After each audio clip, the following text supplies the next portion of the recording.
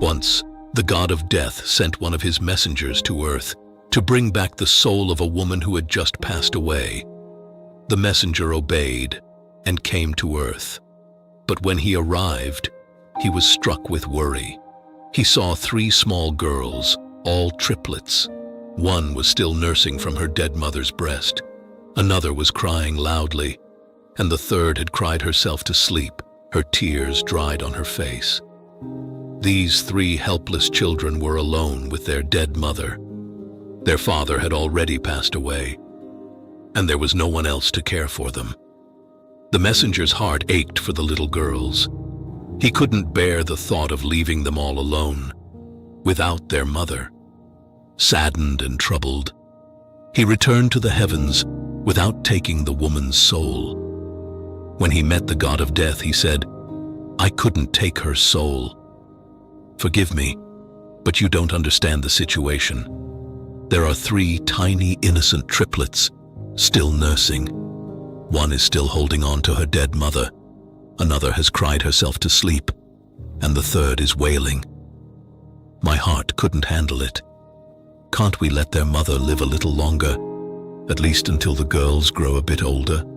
There's no one left to look after them." The god of death listened and, filled with anger, said, "So, you think you're wiser than the one who controls life and death? You think you know more than the one who rules the entire universe? You've committed your first sin today, and for this, you'll be punished. You will go back to Earth and stay there until you laugh at your own foolishness 3 times. Only then can you return." The messenger accepted the punishment, but deep down, he believed he had done the right thing. He couldn't imagine how he would ever laugh at his own foolishness, since he didn't think he had done anything wrong. The messenger was sent back to Earth. Not far from where he lay, a cobbler was preparing to head into the city to buy warm clothes and blankets for his children, as winter was coming. On his way, he saw a man shivering by the side of the road, naked and cold. This man was the messenger cast down to Earth. The cobbler felt sorry for him, and instead of buying clothes for his children, he decided to buy a blanket and warm clothes for the stranger. The messenger had no food and nowhere to stay, so the cobbler invited him home. "Come with me," he said. "Don't worry if my wife gets angry. I spent the money for our children's clothes on you, so she'll be upset. But things will settle down in a few days." The cobbler took the messenger home, but neither he nor his wife knew that this stranger was divine. As soon as the cobbler brought him inside, his wife erupted in anger, yelling at her husband for wasting their money on a stranger instead of buying clothes for their kids. Seeing this, the messenger laughed for the first time. The cobbler, surprised, asked, "Why are you laughing? What's so funny?"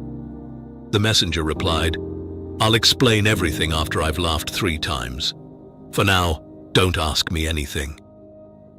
The messenger had laughed because the cobbler's wife had no idea that by helping him, her husband had brought a divine being into their home. Soon, their life would be filled with blessings. But she could only see what was lost, the money meant for their children's clothes. She didn't realize what was coming, a future full of happiness. The messenger realized that humans, too, can only see the immediate situation, not the bigger picture. This was his first moment of realizing his own foolishness. Over time, the messenger learned the cobbler's trade, and being divine, he quickly became skilled. The shoes he made were beautiful, and soon gained fame. Within months, the cobbler became wealthy, and his shop was known far and wide for its extraordinary shoes. One day, a servant from the king's palace came to the cobbler with a rare piece of leather. "This leather is precious," the servant said. "Make a pair of shoes for the king, but be careful. Don't make sandals, only shoes." At that time, it was a custom in some places that when someone died, they were buried wearing sandals, not shoes. The cobbler warned the messenger, "Be careful. You've been asked to make shoes, not sandals. There's only enough leather for one pair, and if there's a mistake, we'll be in trouble. The king won't forgive us." But for some reason, the messenger made sandals instead. When the cobbler saw what had been made, he was furious. "You'll get us killed," he shouted. "I told you clearly, no sandals. Why did you make them?" At this, the messenger laughed for the second time. Just then, the king's servant rushed back in. "Don't make shoes, make sandals. The king has just passed away." The cobbler was shocked, and realizing the messenger had somehow known what was coming, begged for forgiveness. The messenger smiled and said, "It's fine. You didn't do anything wrong. I'm just fulfilling my punishment." He had laughed the second time because it became clear that no one can predict the future. People worry and make plans, but the future often unfolds in ways we can't foresee. We hold on to desires and ambitions, but in the end, life has its own plan. Now, the messenger began to think about the triplets again. He realized that worrying about their future had been pointless. Life had already laid out its path for them. A few days later, 3 young women arrived at the cobbler's shop. They were there to order shoes for their weddings, accompanied by an older, wealthy woman. The messenger recognized the young women instantly. They were the same triplets he had left with their dead mother. He asked the older woman what had happened to them.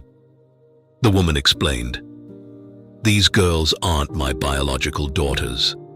I found them when they were just babies. Their mother had passed away while trying to feed them, and there was no one to care for them. I had no children of my own, so I took them in and raised them as my own. They grew up in wealth, and now all 3 are about to be married into a royal family." Hearing this, the messenger laughed for the 3rd and final time. He then explained everything to the cobbler, saying, "I was wrong. Fate is far greater than we can ever understand. We only see what's right in front of us. But the bigger picture is beyond our understanding. I've laughed at my own foolishness 3 times now, and my punishment is over. I can finally return home." With that, the messenger realized his mistake and returned to the heavens, wiser than before. The moral of the story reminds us that life's events are often beyond our understanding, and worrying about the future doesn't change what is meant to be. We often get caught up in immediate struggles, focusing on problems that seem overwhelming. However, what may seem like a major setback or a challenge can turn out to be part of a larger plan that we can't yet see. For example, when we go through personal hardships, like a difficult relationship, a financial crisis, or health issues, it's easy to feel like things are falling apart. In the moment, we may ask, "Why is this happening to me?" But sometimes, these challenges help us grow in ways we didn't expect. They might teach us patience, resilience, or reveal new strengths we never knew we had.